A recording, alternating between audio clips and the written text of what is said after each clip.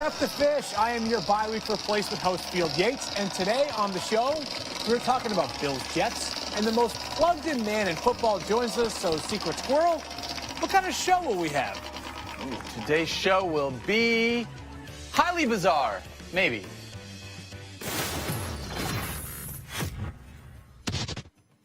The TV host won on the show, Matthew Berry, commissioned this Jets jar. At the start of the season, the idea being that every time a Jets player was mentioned, 1 penny would be dropped into the jar, amounting to just a few comical cents by the end of the season. But halfway through the year, the Jets are actually 3-5 and competitive in every game. And look at how good some of their players have been in fantasy. Josh McCown, he's been quarterback 9 this year. Austin Seferian-Jenkins, tight end 12. Bilal Powell, despite being banged up, still 24th in terms of running back points per game. Robbie Anderson, wide receiver 28. Yes, Robbie Anderson and his teammate Jermaine Kearse right behind him at wide receiver 29. You can legitimately start 2 or 3 New York Jets on your roster every single week and have a pretty good team. It's the upside of the season. So instead of having almost no money in the jar, it's getting pretty filled up. Hey, it's me, the bear of bad news. I'm a bear. I got bad news. Get it? Here's the bad news for you, Field. You owe the jar 5 pennies, kiddo. Cough it up. Pennies? I only carry 20s. That'll do. That'll do, my friend. Okay.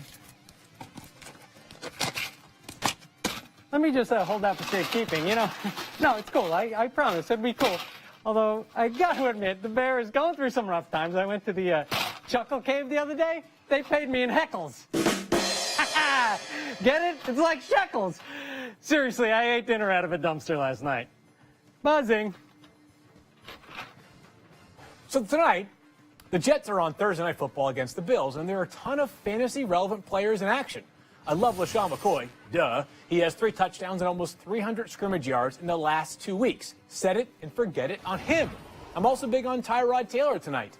The Jets defense has allowed 19 fantasy points per game over the past 3 weeks. Now they face my quarterback 9 this week. Yes, even on a short week.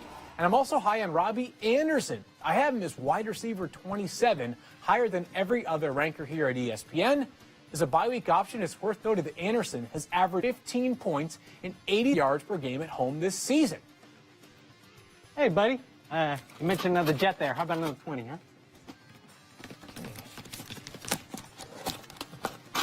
Buzzing.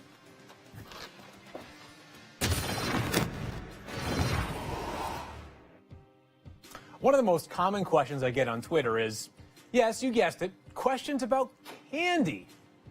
No respect for the Kit Kat? Yes, I respect Kit Kats, but Reese's Peanut Butter Cups are still the #1 candy, and it's clear in any candy draft. Come on. What about Reese's Pieces? They never get the proper respect. Reese's Pieces are like the Frank Gore of candy.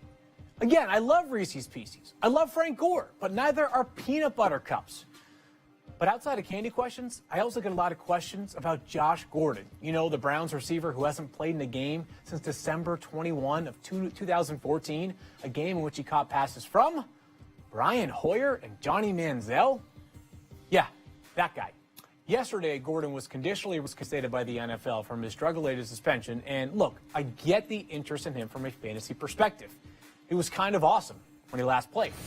In 2013, Josh Gordon finished with 1,646 yards and 9 touchdowns despite playing just 14 games. His 117.6 receiving yards per game average was the 3rd most in the season since the AFL-NFL merger in 1970, killing only Wes Chandler in 1982 and Megatron Calvin Johnson in 2012.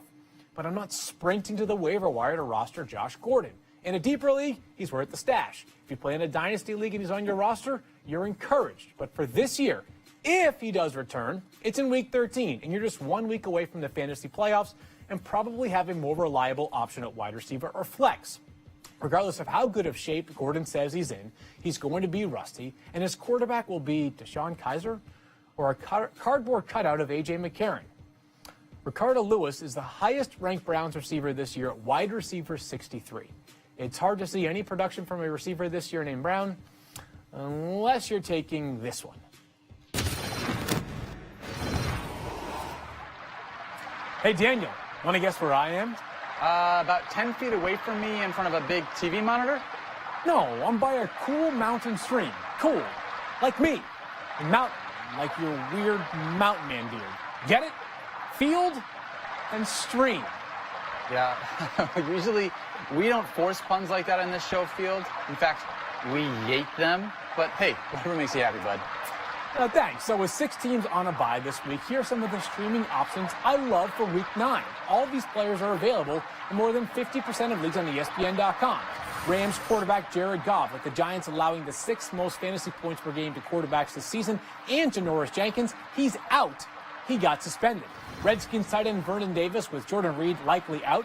Davis already has 4 games this year with 50-plus receiving yards. Colts running back Marlon Mack, he's gone over 30 snaps each of the last 2 games after not going above 17 any of the first 6 weeks. And the Bills defense, they scored 9.3 fantasy points per game this season, 7th in the NFL, and they get the Jets tonight on a short week. Finally, Rams wide receiver Robert Woods, 5 receptions and 55-plus yards in 3 straight games against the Seahawks, Jaguars, and Cardinals, 3 of the NFL's best secondaries. Of those guys, my top pick to produce beyond just this week is Woods. Over his last 5 games played, he has 35 total targets, the most amongst Rams pass catchers. Hey, Field, I got some bad news, buddy. You are standing in the stream that I bathe in. That will cost you another 20, pal.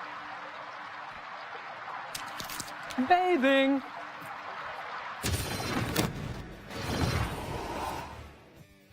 Everyone loves people who overperform. For example, I filled in for 2 days hosting on this show and have absolutely blown the doors off. Seriously, guy?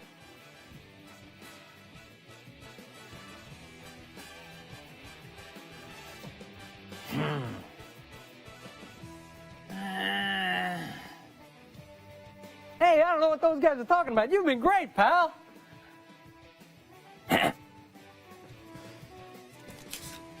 All right, cha-ching. So some players who I think will overperform this week, just like I have overperformed on this show. Lamar Miller against the Colts. They've allowed an NFL-high 10 rushing touchdowns this season, and they're allowing 462 receiving yards by running backs this season, the 3rd most in the league.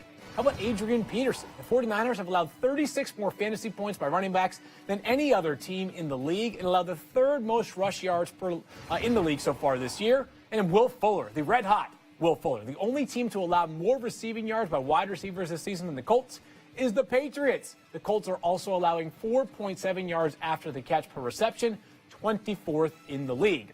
If you have Miller, Peterson, or Fuller, put them in your lineup this week.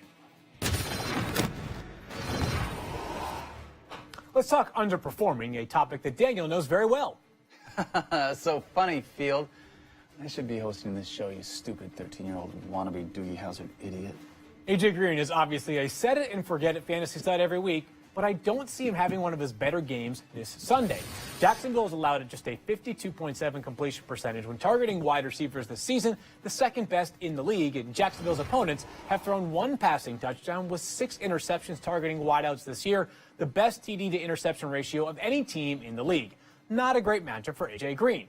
And while Green will still be in your lineups, Pierre Garçon is a big-name wide receiver I consider sitting, even if he does play. Garçon, my wide receiver 29 this week, has yet to find the end zone in 2017 and faces the dreaded Patrick Peterson matchup. No thanks. He could be in line for another 2-catch, 17-yard game like last week. So, Daniel, I turn to you, and which players do you see underperforming this week? So I think there's a couple of guys I'm focusing on. Jordy Nelson going up against Darius Slay this week is already going to be a tough matchup because Slay is just a legit cornerback. But also with Brett Hundley being there, I think you have to downgrade him a little bit as to your expectations. I mean, listen, Brett Hundley did not look great in his first start. They've had 2 weeks to prepare, but you're right. That Lions secondary is the real deal.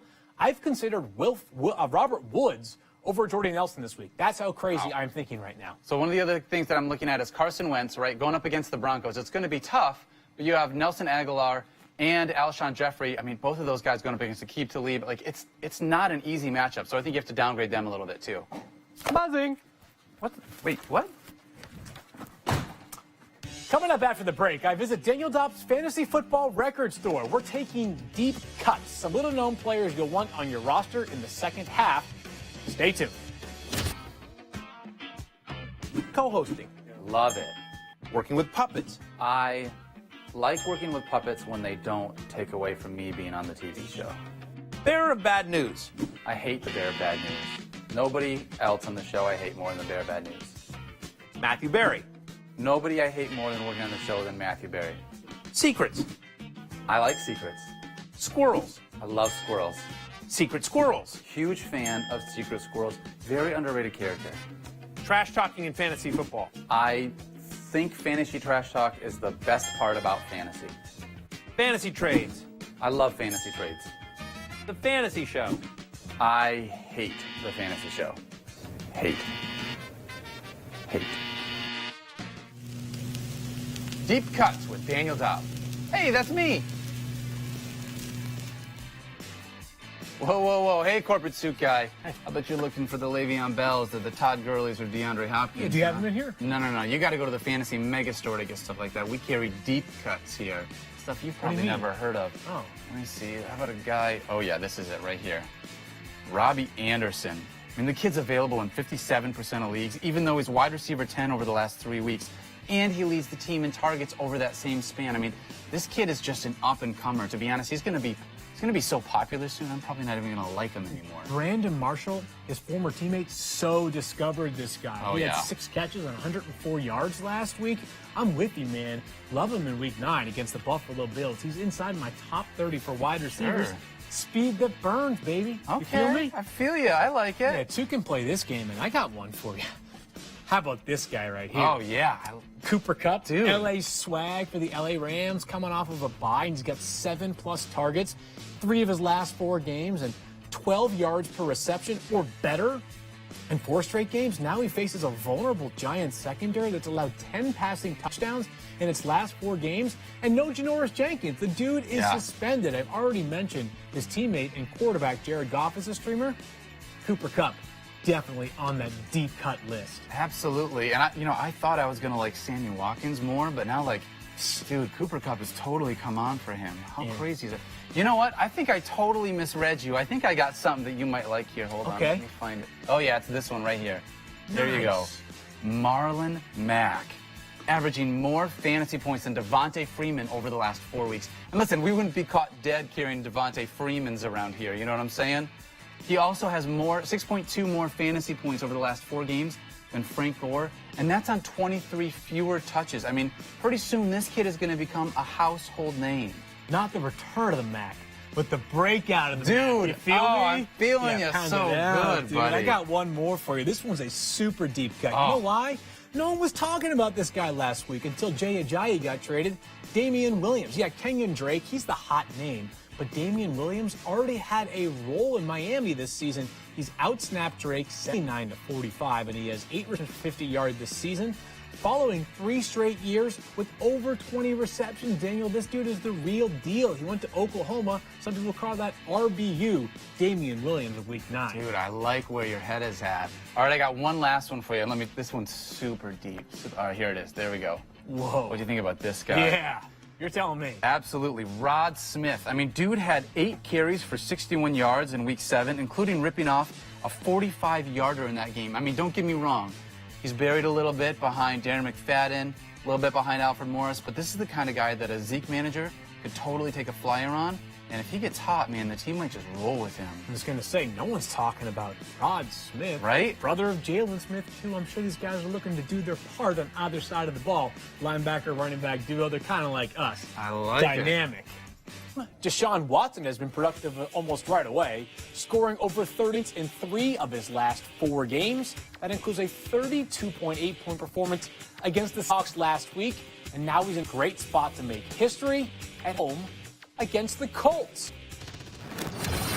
Now for our producer's attempt to make the show smarter by bringing aboard Adam Schefter. And Shefty, we ask people for questions on Twitter, and here's what they came up with. Some of them smart and some of them a little bit goofy as well. Let's begin.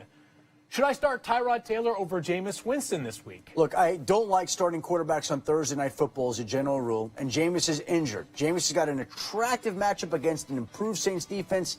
Tyrod against a weak Jets defense. I think I give the nod to Tyrod, not by much, Field, not by much, because at some point Jameis is going to break out.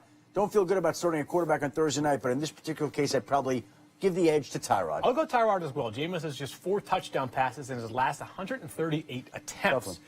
Who would be a more effective player, a 4'9" Tom Brady or a 7'9" Brian Hoyer, his new backup? Field, I'll take Tom Brady every time, whether he's 4'9", 5'9", 6'9", 7'9", whatever the number is. Tom Brady over Brian Hoyer. You could slice it up. An odd question, but again, I'm not going to hesitate there. I'm going to go with Tom Brady. I am almost positive the very first conversation these two had once Hoyer returned was this exact question, Shefty. Well, there you go. Your thoughts on Zeke? Who will be his replacement in Dallas? Well, listen, if you have a PPR league, I think I like to start out with Darren McFadden. I don't diminish or underestimate the role that Alfred Morris could have in this offense because I think Alfred Morris is underrated. And Rod Smith is also a guy that should not be forgotten because he was a preseason sensation. So they have three different options, all viable, and I think that they'll get a feel for this as it goes along. I think in a PPR, I start McFadden. In a standard league, I go Alfred, and then you just see where the chips fall from there. I'm with you there, Shefty. I think that Alfred Morris this week is my top pick, especially because the offensive line, which is so good, was not great to begin the season, has been much better of late. Has Ty Montgomery been usurped, which is a huge word for the fantasy show, completely by Aaron Jones? Listen, I roster Ty Montgomery in one league, and I don't feel great about it. He, to me, is a part now that becomes fungible, disposable. And Aaron Jones has seized that job. And Aaron Jones is the #1 back in Green Bay right now. So you can look at Ty Montgomery any which way you want. The fact of the matter is he is a complementary part to the starter that has become Aaron Jones. I think Green Bay would even admit they are surprised by just how good Jones has been this soon. What can we see from Dede Westbrook if he plays this Sunday? This, of course, is the Jaguars' rookie wide receiver. I like this question if we just take out the back part of it. What can we see from Dede Westbrook if he plays, period? Right. Because I don't know that he's going to play this Sunday. At some point, I think he's going to come back this season, and they're going to hope that he makes the type of contribution that he did in the preseason when he lit it up the way that Rod Smith did for the Dallas Cowboys. Talented wide receiver. This is a team that can use help in that area. We have Marquise Lee banged up. So the opportunity is there for Dede Westbrook. But to think that a rookie fourth-round draft pick could come in and make a huge impact over the course of a season, I think is a bit far-fetched. I think there'll be spots in certain weeks where Dede Westbrook makes contributions will be tough to predict. This offense, as we know, wants to throw the football 0 times per game if all things go as planned. All right, what's your favorite Halloween candy, Shefty? Well, I think that you'd be hard-pressed not to go with the Reese's Peanut Butter Cup. So for Bad Hombre Kevin Vargas 4, if my answer is invalid, if it's not Reese's Peanut Butter Cup, my answer is valid. I'm gonna go with Reese's. For joining the show, you get a Reese's Peanut Butter Cup. That's very kind of you. I'll bring it to dinner with me. I'm sure it'll be well received at the Schefter household. And thank you, Adam. We'll be back, thankfully. I'd look good in it if I did. No, you wouldn't.